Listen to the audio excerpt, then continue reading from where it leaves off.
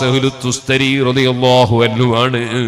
സുഹൃത്തുക്കളെ ഹദീസ് പറയുന്ന പണ്ഡിതനായതിനാൽ ആ പണ്ഡിതന്റെ നാവൊന്ന് ചുംബിക്കണം എന്ന ആഗ്രഹത്തോടെ വന്നിട്ട് അത് നീട്ടിക്കൊടുക്കാൻ പറഞ്ഞാൽ സഹ്ലു തുസ്തരി റളിയല്ലാഹു അൻഹുവിനോടുള്ള ബഹുമാനം കൊണ്ട് നീട്ടിത്തരാതെയായി പോകും. അതിനാദ്യം തന്നെ പറഞ്ഞിട്ടുള്ളത് ഒരു കാര്യം ചോദിച്ചാൽ ചെയ്തു തരുമോ, കഴിയുമെങ്കിൽ ചെയ്തു തരുമെന്ന് വാക്ക് പറയിച്ചതിന് ശേഷം പണ്ഡിതന്മാര് വാക്ക് ലംഘിക്കൂലല്ലോ. അങ്ങനെ വാക്ക് ലംഘിക്കാൻ കഴിയാത്ത പരിസ്ഥിതിയിൽ വരുത്തി തീർത്ത്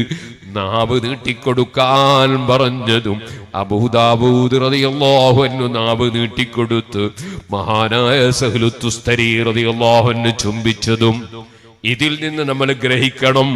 ഹബീബായ നബി സല്ലല്ലാഹു അലൈഹി വസല്ലമ തങ്ങളുടെ ഔസാഫുകൾ പറയുന്ന നാവ്, അല്ലാഹുവിന്റെ റസൂലിന്റെ ബഹുമാനം പറയുന്ന നാവ്, അല്ലാഹുവിന്റെ റസൂലിന്റെ മദ്ഹ് പറയുന്ന നാവ്, അല്ലാഹുവിന്റെ റസൂൽ സല്ലല്ലാഹു അലൈഹി വസല്ലം തങ്ങളുടെ മൗലിദ് ഓതുന്ന നാവ്, അവിടുത്തെ സലാത്ത് ചൊല്ലുന്ന നാവ്, അവിടുന്ന് പഠിപ്പിച്ച ഇൽമു പറയുന്ന നാവ്, ആ നാവിന് ബറക്കത്തുണ്ട് കേട്ടോ. അതുകൊണ്ടാണ് ആലിമീങ്ങളുടെ സമീപത്ത്